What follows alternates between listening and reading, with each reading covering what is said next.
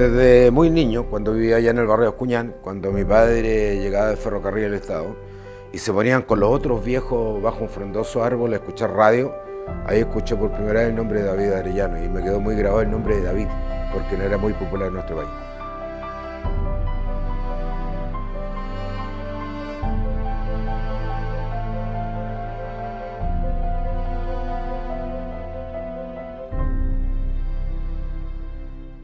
Muy importante que todas las generaciones sepan quién fue David Arellano y cómo empieza este Colo-Colo en 1925. Porque la historia no miente, la historia del equipo más ganador, más triunfador.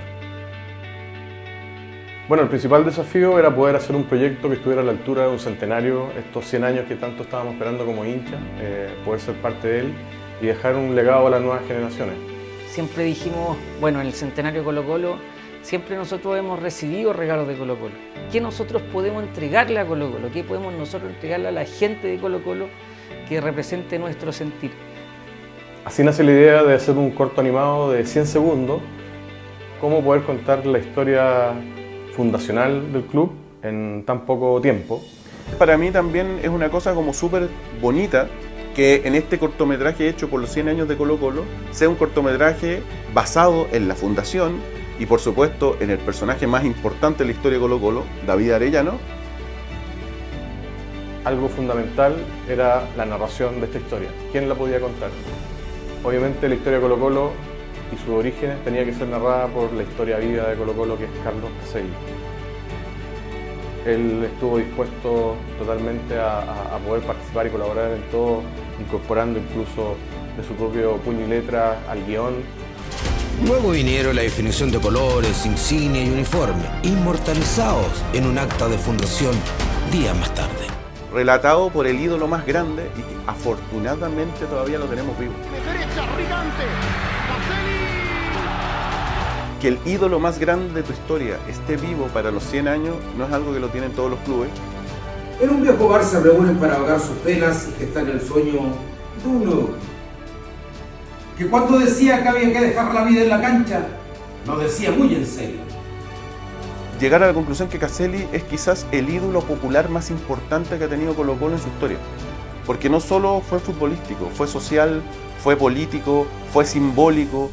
Un Caselli que la mayoría de la gente que vivió esa época, sea del equipo que sea, lo respeta. Que una cosa que actualmente no se encuentra. ¿Qué significa este proyecto en particular? Volver a reconectarme con mi niño interior. Significa acordarme de mi abuelo, de mi viejo caminando junto al estadio, y significa que este proyecto ligado a Colo-Colo va a ser un legado que yo le voy a poder dejar a mi hijo. Hay hitos que tienen que seguir siendo relatados. El Vámonos Quiñones no puede no estar presente. O sea, el Vámonos Quiñones y todo lo que eso conllevó es un hito fundacional, es un hito rupturista, que aunque nunca sepamos cómo efectivamente ocurrió lo que pasó, tiene que relatarse de alguna manera, porque es, diríamos, la leyenda fundacional por la cual se cimenta toda la primera historia de Colo-Colo y donde se cimenta toda esta historia de decir los rebeldes, porque sin el Vámonos Quiñones no existe la rebeldía, y sin el Vámonos Quiñones no termina existiendo Colo-Colo. Que tengamos un relato, que tengamos un cortometraje, yo creo que es un regalo que todos los colocolinos y también los amantes de la historia del fútbol en general tenemos que terminar agradeciendo y digamos, y que sea un testimonio que además sea tan simbólico que sale justo para los 100 años del club.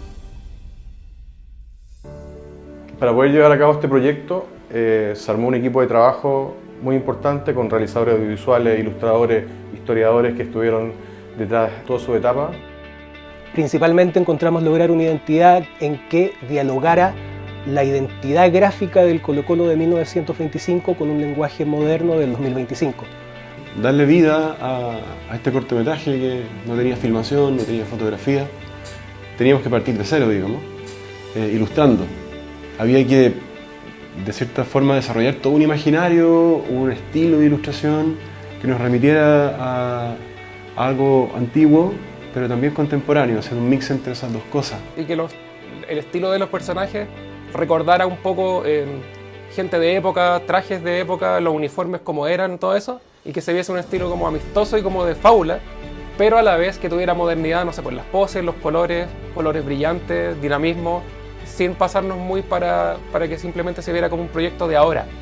Creo que una de las escenas, por lo menos que a mí me gustó mucho y me emocionó incluso, la secuencia de goles, la secuencia de pases, la chilena. Rebelde del 25 es un proyecto que obviamente es la piedra angular, es el corto animado, pero como son 100 segundos, hay muchas historias que contar que uno le gustaría profundizar. Entonces por eso nace la idea de crear un libro del proyecto, donde en cada una de esas historias hay un doble clic, donde uno profundiza detalles, anécdotas, leyendas que se van sumando a cada una de las historias, y uno en el libro puede ir recorriendo en sus páginas cada uno de esos capítulos. Cuando uno empieza a leer el libro y empieza a ver la historia de los 7 mandamientos que dejó David Arellano, que son impresionantes para poder apreciar de lo que es y debe ser Colo-Colo. Pero la que más me quedó impregnada dentro de muchas historias, cuando Colo-Colo viaja a Europa y cómo entrenaban en el barco, ¿no? Que uno se sorprende bastante con lo que hay hoy día, lo que había en esos momentos. Yo me quedo con esta imagen. No dice nada, pero dice mucho. Que es la imagen cuando David Arellano recibe el golpe jugando con el Real Deportivo Valladolid, cuando recibe el golpe de un tocayo suyo, David Ornia. Es el mejor resumen de lo que tienen que haber vivido los jugadores de Colo-Colo en ese momento. En ese partido estaba Alberto Arellano. Alberto Arellano era hermano de David Arellano. Alberto Arellano había visto jugar a su hermano cientos de veces, y apenas vio el golpe, Alberto Arellano, que estaba en el público, salió corriendo a la cancha, porque se dio cuenta que había algo diferente, porque se dio cuenta de que lo que le había pasado a su hermano era mucho más grave que el golpe típico que uno ve en una cancha de fútbol.